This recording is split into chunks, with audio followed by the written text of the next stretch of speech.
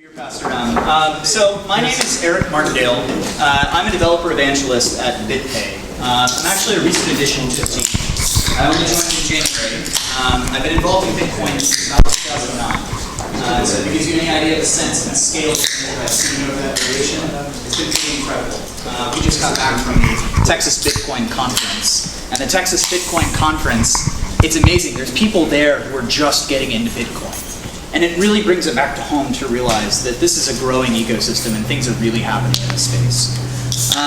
So Bitpay, if you don't know, is a merchant payment processor. We allow any company in the world with a single API request to accept Bitcoin as a payment option. You can supply a US dollar amount for the good that you're selling, and we automatically convert it into the appropriate amount in Bitcoin.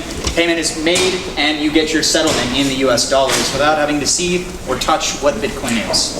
So we've been around for about 3 years. In that duration of time, that's fine. So in that duration of time, we've developed out some really cool technology and really gotten a chance to prove it. Today we're seeing about over $1 million a day in transactions, with about 1,000 new merchants signing up every single week, which is some incredible numbers, which means that we have to make sure our systems are extremely secure. We have some bulletproof systems that don't crash.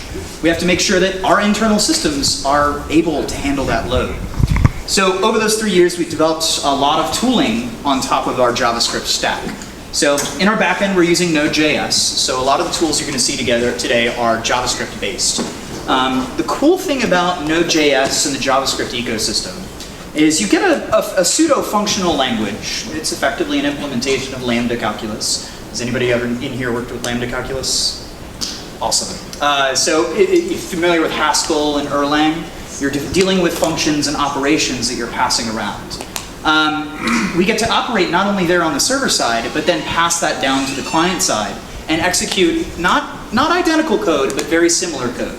Node exposes a couple of cool things, like a couple of the C++ crypto libraries that allow us to have much more high performance crypto than the browser will offer today. And you know that there are some initiatives by Mozilla and both the Chromium team to go ahead and expose some of those stronger crypto libraries in the browser as native executed code.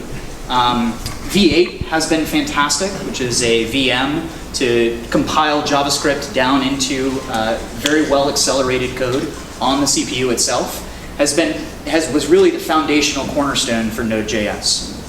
So one of these tools that we're going to start open sourcing, we open sourced about 3 weeks ago, called Bitcore, is the embodiment of all of this effort that we've put forth over the past 3 years, polished and cleaned up in a way that you can easily interact with objects and classes related to Bitcoin and cryptocurrency in general using JavaScript. So Bitcore.io, if you want to follow along on your laptops, you're more than welcome to. Bitcore.io is our general resource site. As you can, this is what you're going to see here. There's a couple of little simple principles. If you're familiar with Node.js, there's Node Package Manager, which will allow you to go grab packages that we published. Bitcore in particular, just yesterday we published a major revision to Bitcore that sort of brings it back into line with what a more traditional JavaScript developer would do. And most excitingly, we actually now have, I believe, almost all of the tests passed by Bitcoin D passing in the browser using Bitcore. So the same tests that we're testing against the Bitcoin core client written in C++, right? We're now passing with Bitcore. So if that gives you any idea of the depth and detail that we've gone through to make this library functional, there it is. Question? Can you describe those tests now or later in the Q&A? Yeah, sure. I'm curious, what are they the exact same tests, I guess? Yeah, it's effectively verbatim the same tests. Yeah, so there's data in, like, if you look at the Bitcoin core data, so Bitcore is our project, but Bitcoin core is what Bitcoin Qt is going to be renamed to. It's confusing. But there's test data that we copy the same test data and can run the exact same tests in Bitcore that they run with Bitcoin core. So that's what it is. Okay, but you've rewritten unit tests in JavaScript. Right. But you're using the same test data. Yes. Exactly. So it should be, our objective is a byte-for-byte representation of what the tests would be on the actual Bitcoin core client implemented in JavaScript. which exposes us to a massive area of execution. We're not only available on the server side by using Node.js, but in the browser side for all future implementations of things like blockchain.info's wallet is entirely JavaScript, right? Passing that information back and forth between their servers, JavaScript. CoinPunk, Kyle Drake's project, is an entirely JavaScript-powered wallet. So these are the types of tools that we want to see people building with Bitcore. So you'll see on the Bitpay GitHub page here for the actual code for Bitcore. The first thing you'll see is a series of class files. And these class files expose the various functionality like address. What is an address in the Bitcoin ecosystem? What is a transaction in the Bitcoin ecosystem? And what are the methods that you need to have access to on top of those items? Now if I could slide forward here. We're going to go ahead and do a deep dive into the address.js, if my connectivity work. Awesome. So if you're in JavaScript, in a client, a console on your Mac, or in your general development environment, the first thing that you're going to be able to do is node package manager, npm, install, to instruct it to go grab a package and download it to your local machine, Bitcore. And network connection notwithstanding, fortunately I've already downloaded the client, so it's going to go ahead and go out to the internet and download the latest version of Bitcore and make it available for me to start writing a program with. All 304s. So the cool thing about Node, if I didn't go over it before, is it can actually compile native code, C++, and expose those bindings to Node applications, which means that for the sort of the K1 curve that we have, the SHA-256 K1 curve, we're able to actually execute that using C++ code in Node. So you'll see what just happened is it went and grabbed a couple of dependencies. It went ahead and compiled some of the big num libraries that are necessary to interact with large integers in JavaScript. And now we have access to all of that. So if we were to go ahead and create our first Bitcore application, we're going to go ahead and touch, say, index.js. Doesn't particularly matter what it's called. And then I'm going to see if I can open that. All right, so inside of a Node application, what you're going to be doing, can everybody see this, the text on the screen pretty well? Good, excellent. So what you're going to be doing is you're going to be creating some variables to store the Bitcore library. Now, what Bitcore exposes is all of the various classes, like address, signature, all the things that I mentioned before, as extensions of Bitcore itself. So within JavaScript, you do Bitcore, require Bitcore, and then I'm going to go ahead and define some globals that reference those classes. This should be fairly obvious, fairly easy to understand. Bitcore.wallet exposes what a wallet is. Bitcore.wallet key exposes a wallet key. This particular implementation is actually, I'm starting to work on a tool that's going to expose what's called payment channels inside of an Express application. Express being a sort of standard library for creating HTTP applications. You can ignore that for now. Good enough. So I've created a prototype called generate key pair, which is going to be one of the most common operations you might create if you're creating a wallet, for example. Anytime you add a new address, you're creating a key pair to which there's a corresponding public key. If you're here for Andreas's talk, you'll understand what a compressed private key, a compressed key is, what the address format actually contains, etc. And in this case, what we're doing is we're utilizing that class that we first created, which is a wallet key. We're creating a new key, telling it what network we want to provide it with, which in this case is actually going to be LiveNet or testnet. In this library that I've been building, it's testnet. I'm working with testnet coins, etc. You can supply that into Bitcore, and it's fully aware of what the difference between LiveNet and testnet are, and has some reasonable and sane defaults to be able to connect to those networks. So we're going to go ahead and call the .generate method, which takes the instance or the instantiated version of the wallet key and goes ahead and creates a copy of it.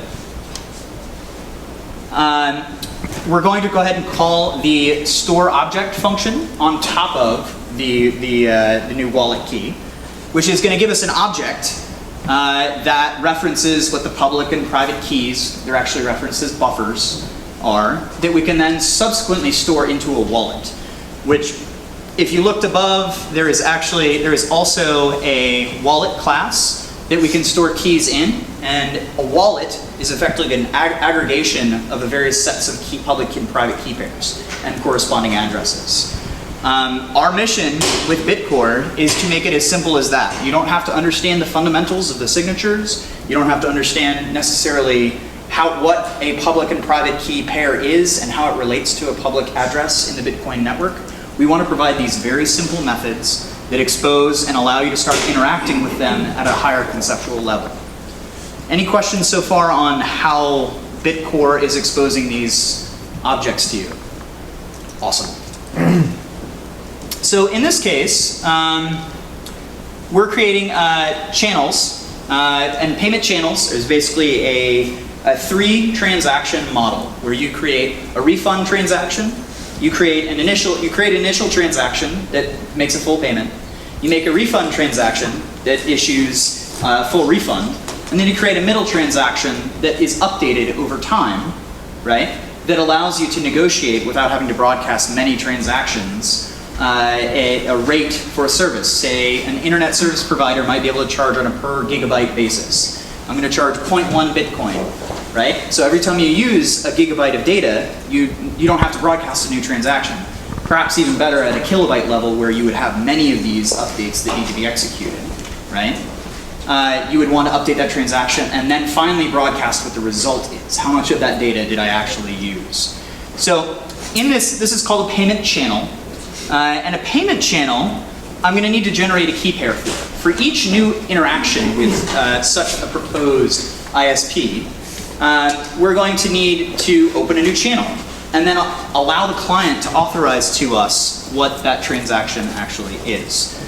So we'll go ahead and generate a key pair. I've created a sort of pseudo class around that allows me to say generate key pair and then execute a callback once I have that key pair. What I'm going to do with that is I'm going to create a new channel. This is also going to soon be exposed inside of Bitcore. We don't have a timeline on when channel is actually going to be exposed because it's sort of a new and emerging idea in what micropayments are and payment channels. But that is an example. We'll go ahead and add the public key, which we get .pub is the public version of the key. We get time lock and time lock min, and then we'll go ahead and execute that callback. Let's see. So this is a working implementation of these payment channels that is a little bit more verbose, but it still uses Bitcore. Give me 1 second. So in this, we're going to go ahead and start creating transactions. 1 second.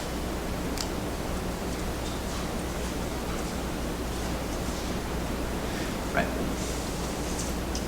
Let's actually create this. So to construct these special transactions, you're going to need to start passing around these hashes. And how many of you are familiar with the way a transaction is constructed currently? Excellent, excellent. So when you pass around these hashes that reference the inputs to that transaction and you want to create outputs, you can create this with just a simple transaction object. And the transaction is going to expose all the various pre-computed properties of what that transaction will be, which you can subsequently then broadcast on the network. With payment channels, you have to construct it in a special way where transaction 2 is fed into by transaction 1, even though you've never actually seen transaction 1. You just have to know what the corresponding output hash is. So it exposes the transaction, what the sig hash all is. We can then subsequently go modify that and broadcast it over our RPC server that we're providing here. Let's see. I'm trying to think of a better example. Who's providing the RPC server? So in this particular instance, we've implemented our own RPC server. So this would be a library that you've created yourself or using an RPC server. We're using JSON RPC in this case to go ahead and negotiate the payment channel between the server and the client. Okay. And then simply putting Bitcore inside of that to go ahead and tell the RPC server when to respond and how to respond to those connections and client requests. So Bitcore is really a utility library. If you have an objective, you want to build, say, a micro payment channel application, and you need to construct those transactions without having to worry about your buffers and where you're moving those hashes and how that's happening. You can trust Bitcore to do that because it simply exposes them in a much more familiar language in JavaScript. So I'm going to go ahead and move on to some of these other examples that we have. Any questions on payment channels and how we constructed that?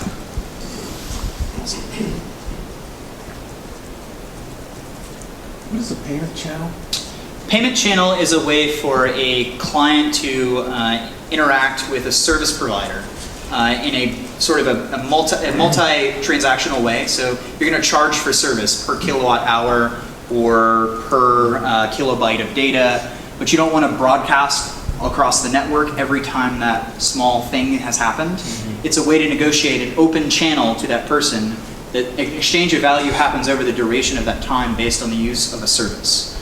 And then once that takes place, you can sign and complete the transaction. It might be a 30-day window, might be a 7-day window, might be a 24-hour window. So there are a number of uses that are beyond the scope of this sort of presentation. But what we're trying to do with Bitcore is get more people thinking about what are payment channels and where can I use them, or what are multi-sig transactions and how can I use them. And one of the wallets that we're building actually is a multi-sig wallet that'll allow people to easily manage keys, right? And then exchange those keys. And it's all using Bitcore because you don't have to think about, well, how do you construct the series of hashes underneath that? I see. So. Where are payment channels used currently? They aren't, realistically. There is an implementation inside of Bitcoin J using one spec. It's such a new thing that there's no clear standard on how to really do it. There's the series of transactions and the general flow, but the only way people are going to figure out what the real standard is as people like you start figuring out how to use it and what to use it for. The early thoughts are, again, for sort of like self-paying ISPs, internet microgrids, being able to transact value across power grid. Within a data center, you might even have servers offer up service in a storage capacity, and then for which access would be granted through a micropayment channel. It's called payment channels. Don't think about it in terms of micropayments like in a video game or something. It's really just payment channels, right? How does this compare to just writing up an app and then interacting by RPC with Bitcoin D? So that's actually something you can enable with Bitcore. So one of the tools that we've built called Insight needs access to a Bitcoin D instance. What this does is it allows you abstract methods to communicate with the peer-to-peer network, to communicate with a Bitcoin D node.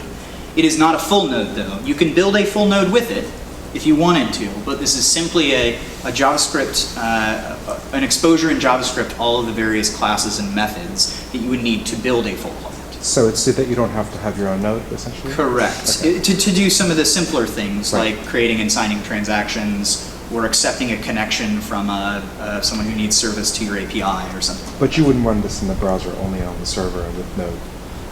You can run it in both. You can absolutely run it in both. There are several people working on various projects that are browser side right now. In the next couple of days, I think we'll be making the official announcement that Bitcore runs entirely in the browser now without any need for a server-side component. I can go into how that works and browserify and how it exposes all the various methods down to the browser. But sorry to monopolize, but I understood there was a need for C++ compiled. There can be. So if we implement as much as possible in JavaScript, which runs perfectly in the browser, the only problem is that it sometimes can run slower. Not all of the, for example, the NIST, the K1 curve for Bitcore is a little bit, or Bitcoin itself is a little bit harder to compute if you're not executing native code. It still runs, it's just slightly slower. So they're both fully implemented, it's just an optimization? Absolutely. When you have access to C++ that compiles down to what it needs to compile to, it executes much faster. That's really the role of V8, which is the VM issued by, it's actually the same VM that runs in Chrome itself, right, that Node is built on top of. WebSpider, all of the various browser manufacturers to make fast implementations of all these functions so that the code optimizes and is equal or better than the native version. Could you explain how trust and signatures work in a payment channel? Trust and signatures. So, sort of. Trust is implied in that you're connecting to a node, you're opening an RPC channel, or in some cases it's, what is the other protocol? Protobuf. You're opening a protobuf connection to a server. There's no trust implied whatsoever that payment channel is, that person is who they say they are. There can be a signature exchanged. They offer up their side of the signature, you offer up your signature, and both people can execute on it, but you also can both execute on the refund transaction. So it's really trustless in the sense that both people have the ability to terminate the interaction at any point in time, but you both agreed to modify that middle transaction so long as you both hold those signatures. The moment I terminate that agreement, I violate that trust, everything that's been locked up in value in that transaction up until that point in time gets executed upon, and then it gets closed out. Generally, micropayment channels are issued with time lock, and time locks say, okay, I want to engage, I want to do business with you for a 24-hour period of time, right? Up to a certain amount of Bitcoin, we'll say 1 Bitcoin. And I agree to exchange, I agree to spend 0.01 per unit of whatever that service that you're providing to me is. At any point in time, we can both terminate the agreement or wait until the 24-hour agreement is closed, at which point the refund transaction gets issued, built on top of the transaction that has been modified over time. So we both get our appropriate distribution of fees because we both placed our keys into that series of transactions. Does that answer your question? Okay, awesome. So on our GitHub page, again, let me see if I can actually make this bigger for you guys. Awesome. You'll see all of these various these methods. You have address.js, bit32.js, blocks.js, balloon filters for implementing SPV. If you want to implement an SPV wallet on the client side, so we don't have to have a full node. Again, balloon filters are extremely helpful. We had to make some modifications to the built-in JavaScript buffers to deal with some of, I can't go into the technicals on it, this actually wasn't my area, but we had to make some monkey patches to what buffers did. We've submitted some patches upstream. They may or not be accepted because they're so limited to the Bitcoin domain, but we've provided a monkey patch JS for those problems. Connection correlates to a connection to a peer-to-peer node in the Bitcoin network. Deserialize allows us to deserialize data that's sent across an open channel. Let's see, we use Grunt for a lot of our build process, I believe. So when you're compiling the browser version of it, you would use Grunt, which is a really awesome JavaScript library that can execute any number of tasks, handwritten tasks for you. If you haven't used it, I encourage you to. Grunt is awesome. Key is the simple abstraction of what a key is in JavaScript. A key pair is built on top of that, I believe. So you have public and private key, they're both keys. We also have patched the number basic. We have opcodes, which corresponds to the scripting layer in Bitcoin. You can dig into that. Peer references what a peer is on the node, on the network. Peer manager is the peer manager class that allows you to figure out, what peers are you connected to, what peers are available. I could go down this list pretty in depth, but let's see. The most important thing on this page is probably some of the examples. And the simplest example that you can really come up with is validating an address. You'll see the same syntax here that you saw in the first entry, where it's var bitcore equals require bitcore. Bitcore.address, we provide it with an array of addresses, and we go ahead and expose those using the .map function. How many of you are familiar with JavaScript? Okay, great, awesome. We go ahead and expose that as a actual Bitcore address. So we just convert that array into an array of actual Bitcore objects that wrap those strings. There is an isValid method that exists that allows us to validate that. Go ahead. You guys update the README? I think the example is wrong. This example is wrong? Yeah, like when you require stuff, you have to do tasks. So we've actually changed the way that works. We've now moved from this tool called class tool Yeah, it needs to be class. to a library called soup. So JavaScript, not to go off too far into a tangent here, JavaScript is not an object-oriented language. It's what's called a prototypical language. And as I said earlier, it's kind of based on lambda calculus. It's all functions. You're passing functions around, and a prototype allows you to expose these functions on top of an object-ish. Whereas in JavaScript, everything is represented as an object, but is not an object-oriented language. We created a library called class tool as an initial attempt to sort of like tidy that up and make it cleaner and much more nice to interact with. It wasn't a paradigm that was familiar to most JavaScript engineers, right? So we recreated that, made another attempt at it called soup, which allows us to do this much nicer, cleaner example. And that work was just completed, I think, a week ago, actually. Yeah. So I don't know when the last time you looked at it was, but yeah, okay, cool. This should be much easier to work with than our previous iteration, and hopefully you guys will all agree. So really, that's a simple interaction. You shouldn't have to deal with the internals of Bitcoin. You shouldn't have to deal with the mathematics behind what a public and private key pair are, or how to generate a public address from that key pair. You should just simply be able to call these easy methods on top of it, and let that be that. That'll let you get on to building whatever cool application you guys are building using these methods. So one of the common ones that we get is monitoring blocks and transactions. So whenever I go out to events, a lot of people come out to me with these really awesome ideas and the triggers that they could fire off of, they could watch the Bitcoin network for specific transactions at specific locations. Because JavaScript is, or Node is event oriented, they could broadcast events and then subscribe to those events and do all these magical unicorny type things. Monitoring blocks and transactions subsequently is the second example. Just like before, we go ahead and do require Bitcore. We go ahead and call the list of networks on this. We go ahead and instantiate the peer class, and this is back to soup again. We create a new peer manager that loads the peer manager class. Oh, right, this is for tests. This is an example of where soup is useful to override various methods that might exist on a class in JavaScript. We're overriding a couple of them that basically forces it, I believe, to be testnet at all times.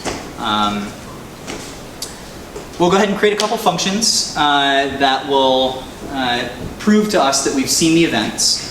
So in this case, we're just going to see, we've seen this block. By the way, we saw a block. That's great. Handle transaction is going to go ahead and broadcast some information about any transaction that it sees on the peer-to-peer network. Handle, let's see, INVs. I don't actually know what an INV is, but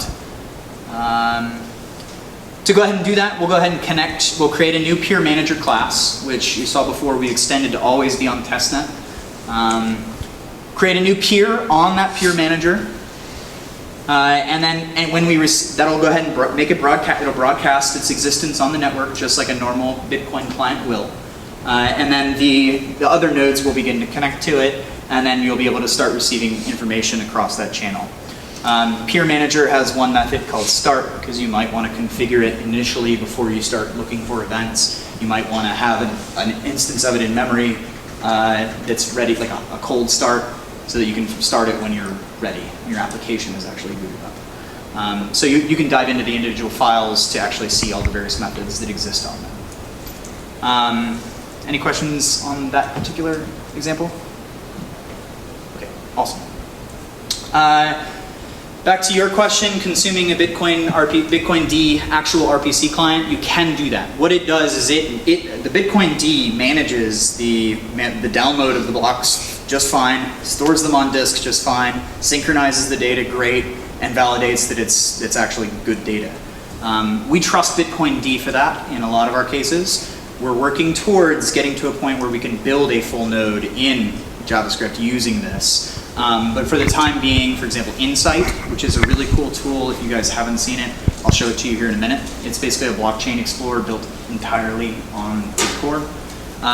This is how we do it. This is the very nugget inside of Insight that uses Bitcore. Again, we're going to go ahead and create an RPC client. This hash is used later. supply it with some config, which is your RPC username and RPC password, just like you would configure anything else that connects to Bitcoin D. Go ahead and create an instance of that RPC client and see if we can read a block out of it. So we'll pass an RPC command to that Bitcoin D, get the results, and then you can fire whatever event you want to off of that. Fairly straightforward, basic stuff because of Bitcore. Bitcore allows you to really connect to these things in a very simple fashion. Let's go ahead and, since we're on the topic, I will go ahead and see if we can load up insights, live.bitcore.io.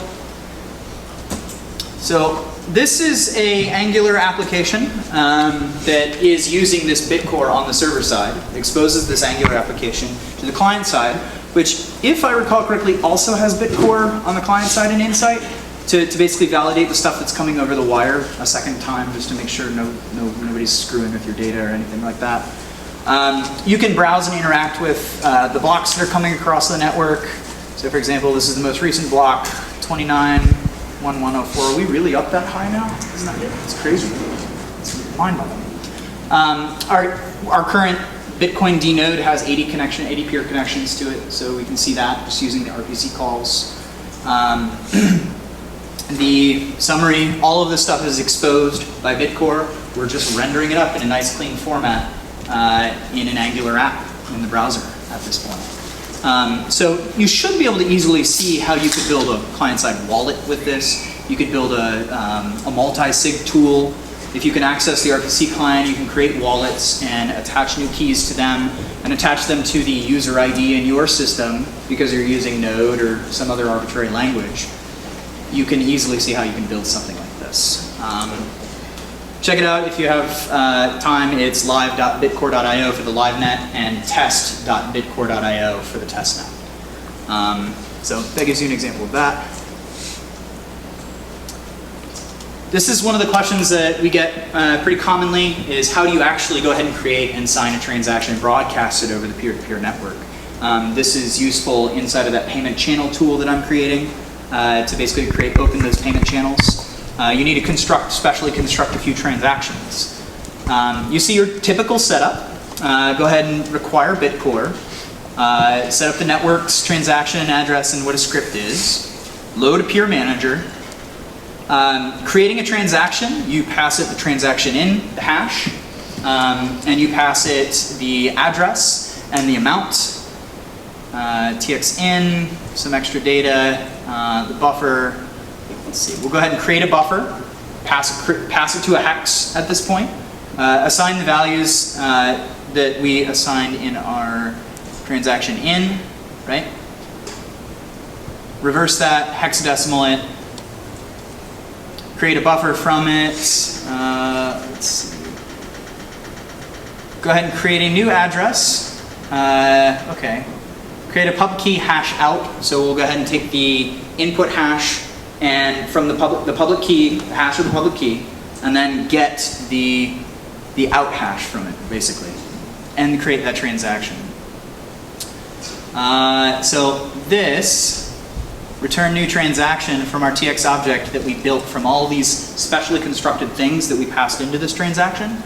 We can ultimately pass it as a TX object, and then that will give us a Bitcore object that we can now execute methods on top of, such as broadcast, which is a great one.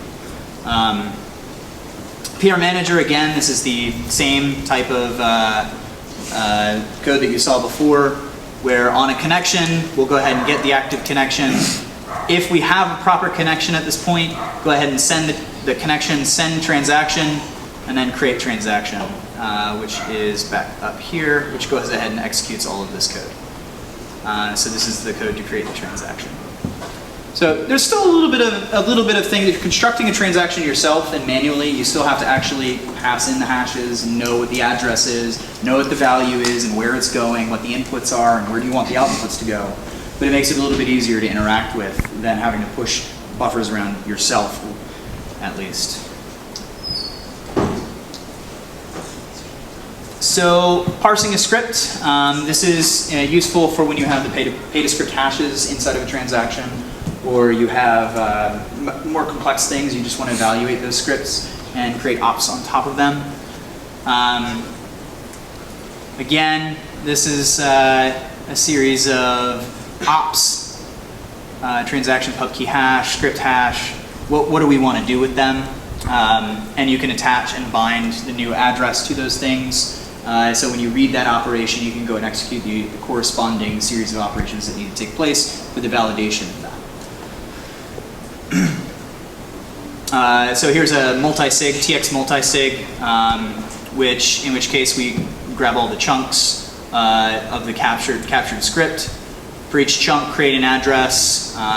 In the coin utility, create a SHA-256 RIPE60 version of it, which is how you actually get out the public key, or get out the public address, right? And then we'll go ahead and push that in, and address strings, and push that in, and return it down at the end. So this allows you to extract all the information out of a single script that's stored in a transaction. Let's see. And then here's an instance of it actually being used. So here's the string of a transaction's, the script itself. You can see that it is do hash 160. Here's the operation command, the hash. Here's what you want to do with it, equal verify, and then check the signature. We can pass that into from human readable script, and then log out what the result of the operation is. Pretty straightforward. Awesome. Some disclaimers, we can kind of pass over these, but use this at your own risk. We do pass, I have to say that, just with everything, genuinely, everything within Bitcoin. If you're constructing your own transactions, if you're broadcasting your own things, be very careful. Use testnet, please. Don't use live coins when you're testing your application. We do pass all the tests. We're striving to continue to validate this. We use this internally. We use this internally heavily. So you use this for production use internally? Yes, for a number of things. We still have to pass out the disclaimer. You've seen the number of people in the Bitcoin ecosystem who do not take their security seriously. Do you have independent security audits? Do we do security audits? No, independent security audits. Simply that is in the works currently. Our objective with open sourcing this is partly that. We want as many eyes on this as possible because we're putting our butts on the line using this tool. So we want to make sure as many people can see it and use it to create new things, yes, but also test the security in their own regards. Is this essentially a factoring out of code that's been in Bitpay all along, or is it a rewrite to then later be adapted to the existing systems? This is a library created to solve some problems in our early infrastructure that we are now using to solve those problems. Okay. So this is actually the same code that we're using internally. You'll see an increasing number of open source libraries that we're releasing for that very same reason. Bitpay is extremely committed to open sourcing as much as possible. We want to see people creating new and exciting things using Bitcoin because we're going to stay focused on what we do best, and that's providing transactions for merchants and doing that payment processing. We want to see you guys build some awesome stuff with this. And then hopefully through the process, not only see the Bitcoin ecosystem grow, but also see the security of our system increase as well. So. Do you have a function for list unspent? List unspent? I don't believe so. I don't think so, because list unspent transactions, against a single transaction? Or against a block or the full blockchain? Against a wallet? No. So you would need to construct that yourself. So Insight does that, but it had to create its own method to do that because it has to read the full blockchain to be able to see the unspent transactions. And it depends on what the scope of the number of unspent transactions. If it's for a wallet, you'll need to go ahead and read the blockchain to scan for all transactions associated with that wallet and then see which of them are unspent. Any other questions? Awesome. How much support do you have for the construction of non-standard scripts? The construction of non-standard scripts, so you can pass in, you can create a script as much as you want. We're pretty much, we can validate the script. All the opcodes and whatever you want. Yes, in the sense that you can modify the script that you're passing into the script function, and then you can verify the script using the .verify function if you wanted to. It's still a transaction in memory, right? Whether or not the network is going to accept it is outside of the scope of what Bitcore does. So. referring to Bitcoin, how do you feel about Dogecoin? Honestly, I think that altcoins are extremely important. This will handle all of it. We are focused exclusively on Bitcoin for Bitcore. We do not operate with Dogecoin. We do not operate with any of the altcoins in any capacity at Bitpay. But that's not to be said. I've seen somebody at a hackathon get it to work with Dogecoin. I've seen somebody at a hackathon get it to work with Litecoin. It's pretty interesting. If you want to submit a pull request that makes it easier to work with other languages, you're more than welcome to. We'll happily take a look at that and review it if it makes sense for the library to accept it in the mainline stream, which, since it is an open source library, that's within the scope. So, any other questions so far? How long would it take for me to set up Insight on my own server, just from scratch? From scratch. So if you already have a copy of the blockchain, that would be ideal. If you don't, you'll need to let Bitcoin download it. Outside of that, which is this normal problem for any Bitcoin install, shouldn't take you more than 15 minutes now at this point. You clone it, npm install, Bower install, and that will compile all the client-side components. It'll download all the server-side components with npm. It'll compile all of the client-side components with Bower, pass it, set up your config so that it can connect to the local Bitcoin D instance that you're running via RPC, and then you should be off to the races. So it shouldn't take too long once you have the blockchain. Even without the blockchain, it'll tell you sync status 0.2% or whatever that is, how much ever the blockchain you've downloaded. So It'll say that in Insight? it'll say that in Insight, absolutely. So let's see if I still have that open. Yep. So right now, this particular instance is 100% synced. Historic sync is finished. If your Bitcoin D is still in the process of downloading blocks, it will ask Bitcoin D what's the latest, what's the biggest height that you can see out of Bitcoin D, and then it'll report that in Insight. And then as the block height increases, as it downloads and connects to peers, then you'll see the sort of percentage grow and shrink correspondingly. I do recommend using the bootstrap.dat if you're downloading blockchain. This should be some pretty basic stuff. Go to SourceForge, there's a bootstrap.dat. Verify its signature before you drop it into your folder, please. But that'll get you a pretty decent up-to-date copy of the blockchain, and then you only have to download like a month or two worth of extra dates and transactions. So, did I see another question? Okay, awesome. Again, I have to stress the open source nature of this. With the security thing aside and this altcoin thing, this is completely open source. Our intent of doing this is to see you guys build really awesome things. Micropayment channels is just one of the many things that can be built with Bitcoin, with the blockchain technology itself. And we're really trying to see new industries start to roll in these creations that we've been working on for the past 5 and 6 years, like all of us as a community. So please go out there, build some really cool stuff with Bitcoin, hopefully Bitcore. Question? It's about the fixtures that you're using. It seems they're pretty much the same, but my question is about Bitcoin D. How well do those fixtures actually cover Bitcoin D? That's a topic of open conversation already in the Bitcoin community. The reason why people don't really want to break away from Bitcoin D is because the one slightest change, right, in the network can cause two nodes to disagree with one another.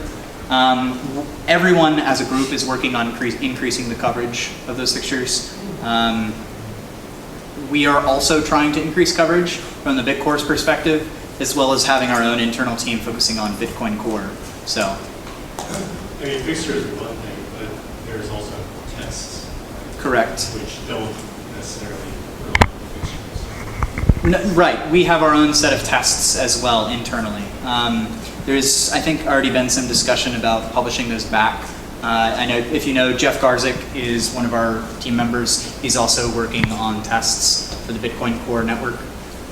So if you're talking about unit tests, then yes. If you're talking about fixtures, the coverage is as good as the ones that exist. It's not 100% though. What's a fixture? What is a fixture? It's the pointing to a specific binding in code that says this exists. The coverage is whether or not that method exists. Is that accurate? Whether or not the method exposed in a C++, the native stuff is exposed in the JavaScript. And then the test is another aspect on top of it. Could you explain exactly what you mean by a micropayment channel? Sure. So for simplicity's sake, let's go ahead and talk about payment channels. It's simply a contract, a formal agreement between you and I that we're going to exchange some value up to a certain amount per increments over this period of time. And that's all that it is. And it's a very formal set of processes that's describe how we're going to engage cryptographically in that transaction, such that neither of us can rip each other off. That's independent of the Bitcoin protocol, right? It's on top of, or? Yeah, it is built using the Bitcoin protocol. Oh. Yeah, it is. It's not outside of. There's a way of exchanging the contracts that is outside of the Bitcoin network, but that is in flux too. You can do it over RPC. You can do it over protobuf. You can do it over HTTP. You're engaging in an agreement, and then you're creating some transactions. Whatever the method that you use to figure out what those transactions will be, that's outside of scope. Is this a part of any of the bits? This is a bit. I don't know the bit number off the top of my head. Is it like bit 42 maybe? I think. Don't quote me on that. It is implemented in Bitcoin J, and it's something that we're kind of looking at individually. So. Would it be used for subscriptions? Absolutely. So not recurring billing subscriptions, but per unit basis subscriptions. It's effectively the description, a contractual description of what a subscription is on a per unit basis. What about like recurring billing? Recurring billing is a long topic of discussion. We need some further improvement to payment protocol for that really to work. And as you know, payment protocol is only adopted by 1 or 2 wallets at this point, and only us really as on the server side component.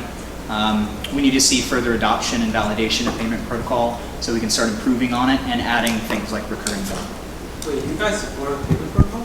Absolutely, we were the first company to support. Absolutely, payment protocol is fantastic. It's compiled into Bitcoin Core 0.9. If you haven't compiled, if you don't have 0.9 or C3, I think at this point, please check it out. It's fantastic. So Bitpay's already using 09? Well, some clients are, and actually, Andreas Schillbach's Android wallet also supports that. So this is really for clients to support the payment protocol, right? And then our server also supports the payment protocol. So at that point, you can now initiate a request. So.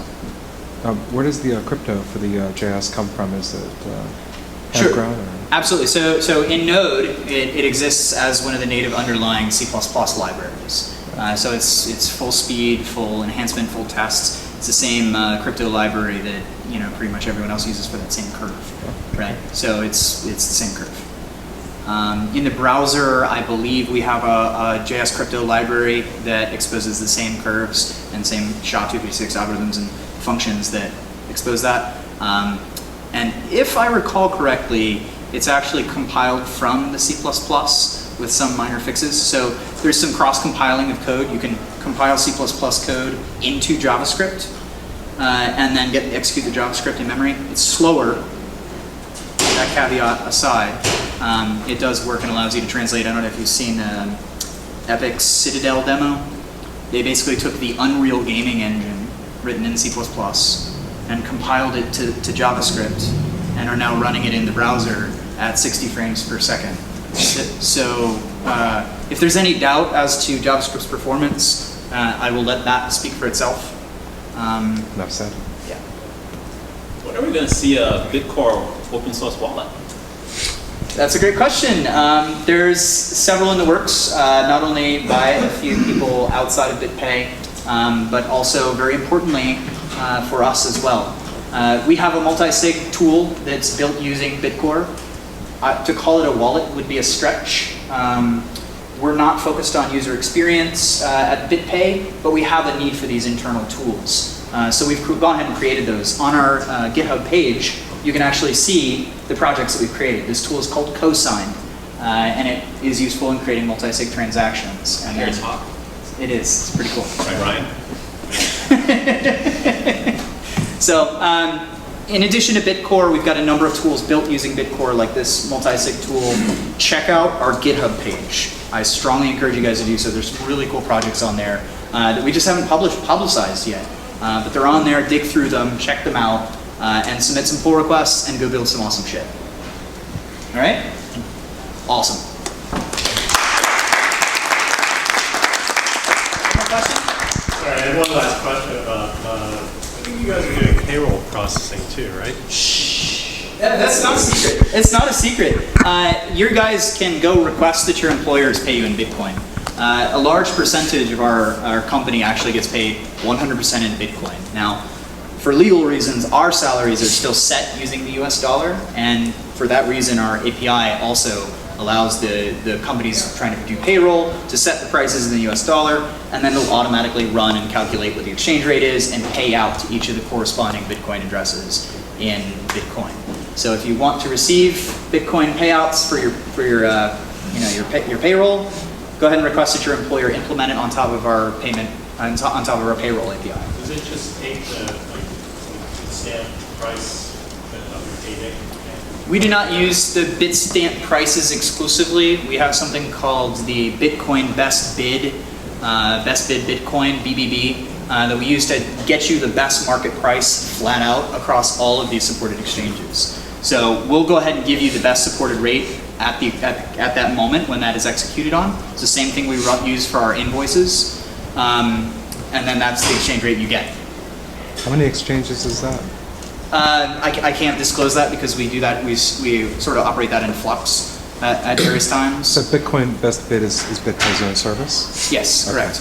You can get that API through bitpay.com/API/rates. That'll give you a full list of all the rates at an instant in time. And that's the BBB. Do you guys market that index? We don't market it particularly, but it's what we use internally, and it's really what we talk about to merchants. So, no. Is it better than the Winklevi index? I would say that it is, yes. We have a much wider spread, much wider coverage, and a much deeper penetration in the network. So, all right, guys, thanks again. Thank you.